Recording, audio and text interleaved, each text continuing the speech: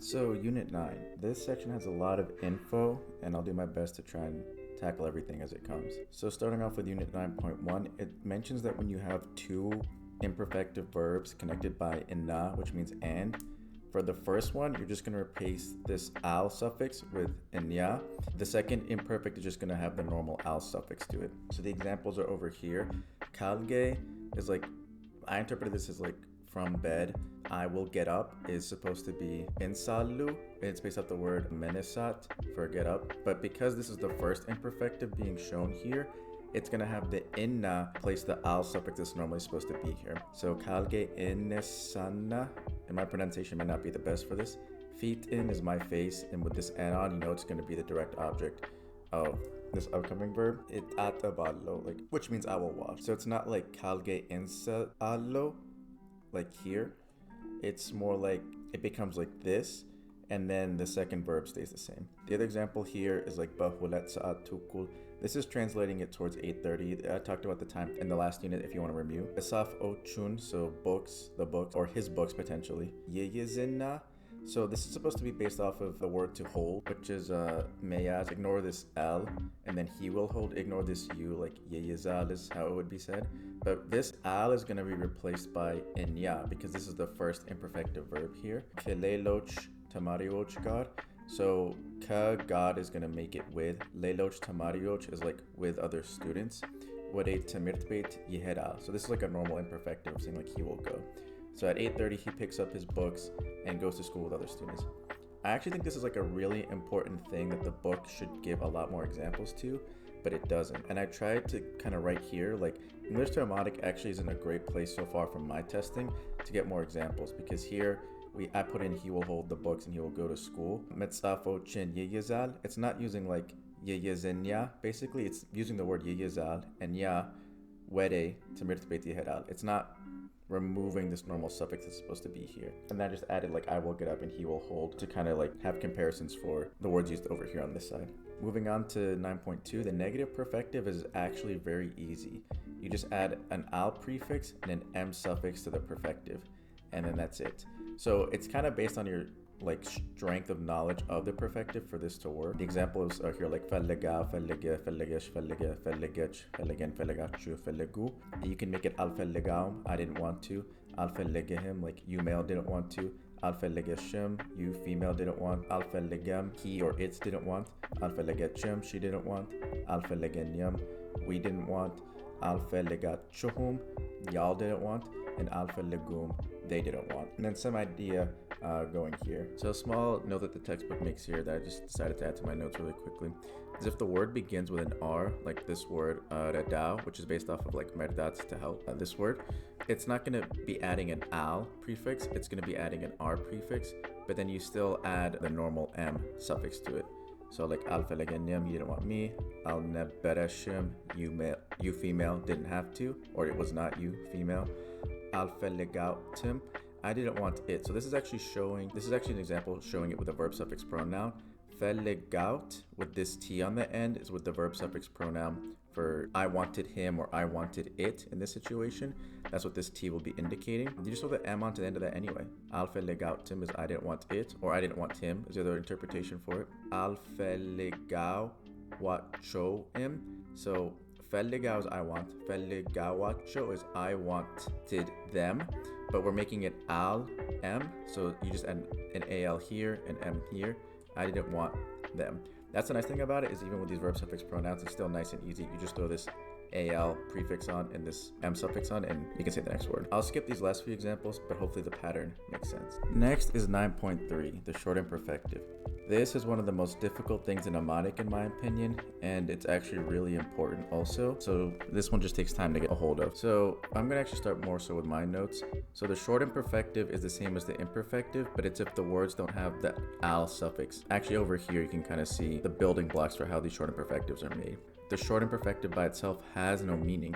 It's combined with prefixes and suffixes to create meanings.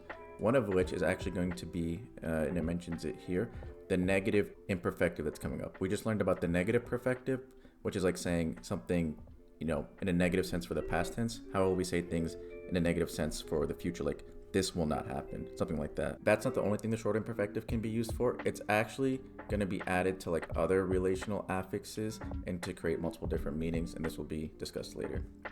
So there's going to be an alteration of vowels rule mentioned, and I'll briefly go over that, but I would ignore it and not try to understand it. I'll just basically try and memorize this chart and use this mostly, and then if there are any exceptions to this system, then just memorize those as they come up. So the alteration of vowels thing here, basically we're looking at the word here, yeneged.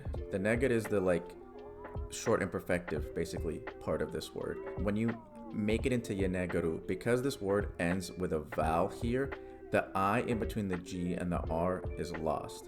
And now this is basically what the stem is becoming. However, sometimes some people will not use the form with an I, even if there is no vowel that follows. Like they'll just have it like this, even though it's supposed to be apparently like this. This is a hyper specific thing that's really silly to try and memorize, and I can't even really hear much of a difference between the two words, so that's why I'm saying to just ignore it.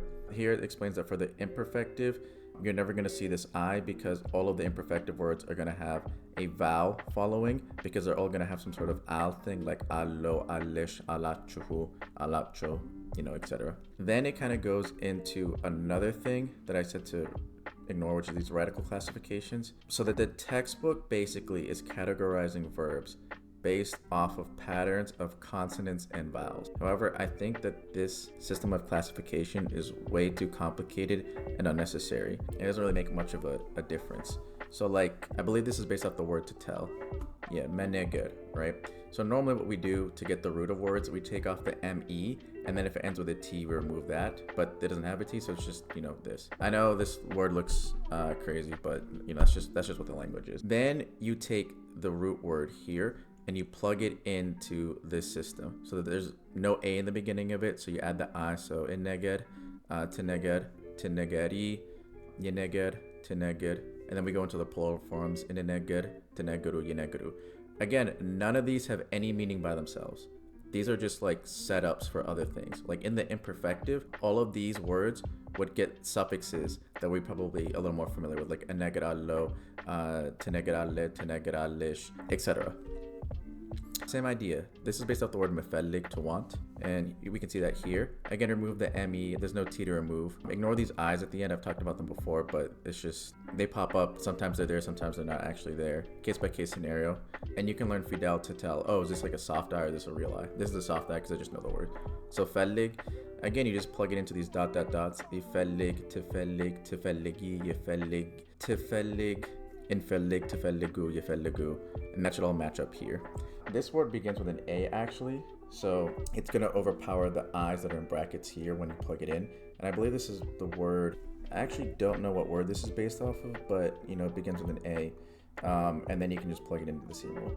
So I would ignore these radical classifications because they change minor things about the vowels in the word when it gets conjugated in the future.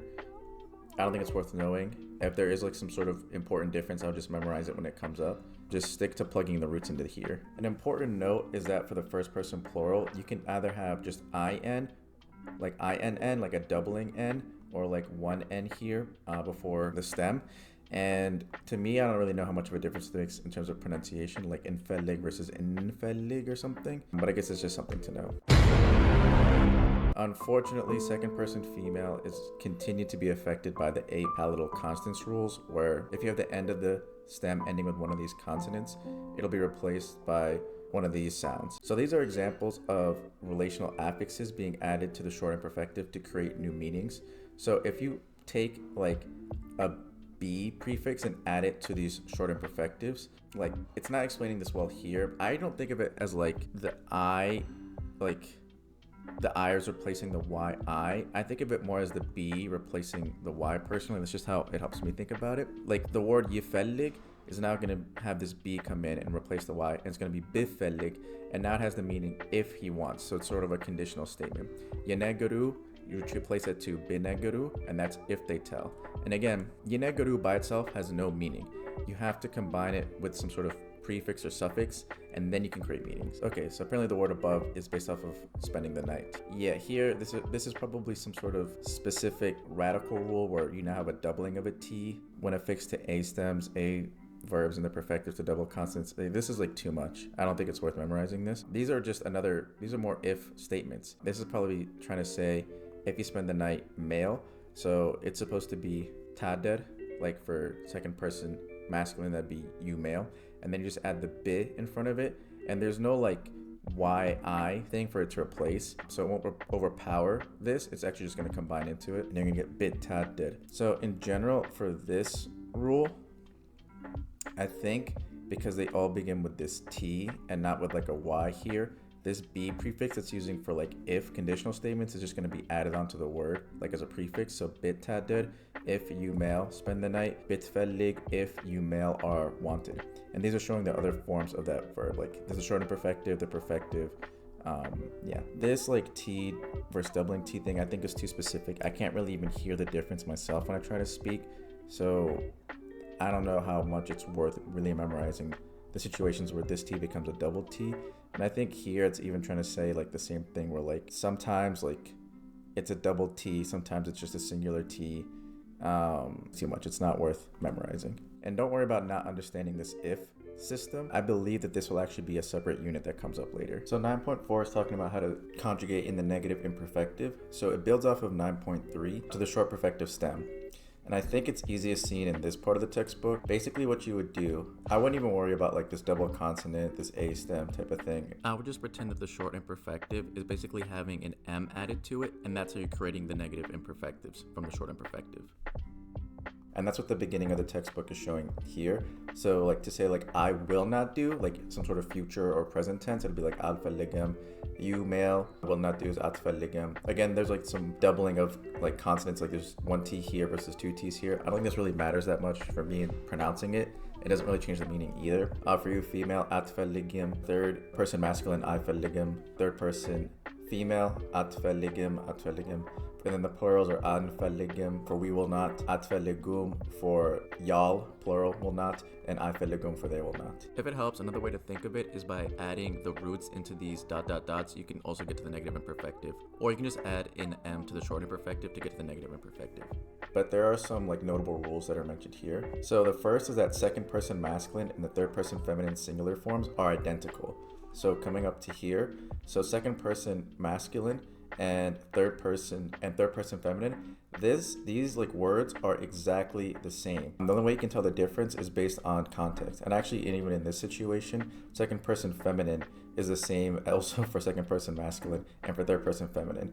And just to make it a little more simple, this is you male, you female, and she/her. So it's based around the context that you can kind of figure out, okay, what's the subject of the sentence? Is it you male, you female, or her? Stems beginning with an R have an AR for the first person singular instead of an AL. So that's basically shown here. This is based off the word like to help. It's not going to be like alidam or something. It's actually going to keep the R and it's going to be adadam. The rest of the other words should have the normal prefixes that we expect to see. This third rule I think is super specific. I think maybe my side is a little easier to understand. So like for the you female, y'all, and they conjugations, they have their last vowel in their stem from the short imperfective replaced. For the you female, like that vowel will become an I, and for you all and for they, it becomes a U. And I'm trying to see if we can find a word. Yeah, so we can look at this word like adedam. So the root is based off of this like redam part, or this, yeah, and the last vowel is an A. But for second person female, that A becomes an I here, and there's something else going on that we can mention later. For the y'all conjugation, it's becoming a U, and for the they conjugation, it's becoming a U here. Fourth rule, and the most annoying, is that the apatal consonant rule is still being applied. So that's the reason why this second person female is so different from the other ones. The D becomes a J conjugation, and then also is going to have the A replaced with an I, so it's kind of like two of these four rules being applied here. Otherwise, you're just going to take this regi and plug it into this system for conjugating for second person feminine, and it'd be like atrejim. And that's supposed to mean like you female will not help, or like even more present tense like you female aren't helping, maybe. There are some exceptions and just kind of like niche words that I think you have to memorize. The word for to be, which is really important, has its own specific negative imperfective conjugations, and that'd be these words here. I'll just memorize them. My tip is that you would just use this ido and like M prefix and suffix, and just use the perfective endings in the blank spots. So like HU for me, H for you male, SH is what should be represented here for you female. For he, him, just, basically ignore this blanks and just put it together. CH for she, N for we are not, achu for y'all, and for they are not. Trying to mention, like, don't worry about the stems or anything like that. Like, I wouldn't worry about that too much, to be honest. And the same idea for like saying I am not present based on the the word alle. It's different versions.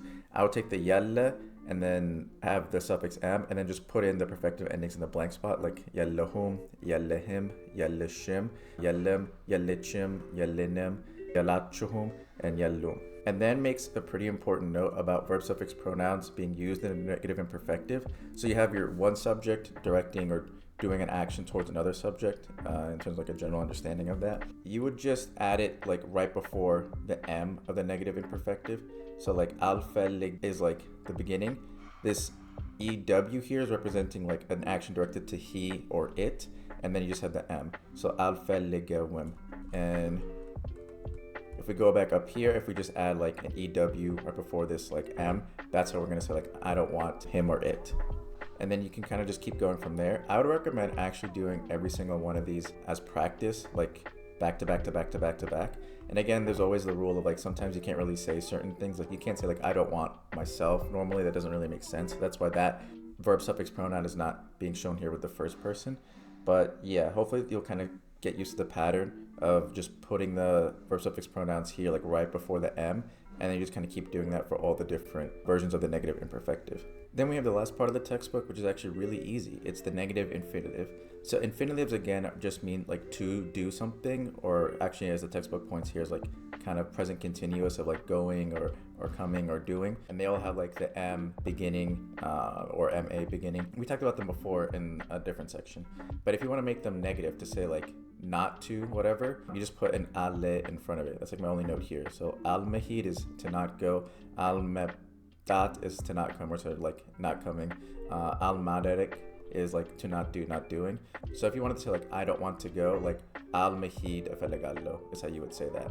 You can play around with this, maybe use English to Idimatic Google Translate to see if you can come up with more words and phrases, but it should be pretty easy. Of course, do all the practice in the textbook, read the beginning of the textbook also, but otherwise that should be it, and I'll see you guys in the next video.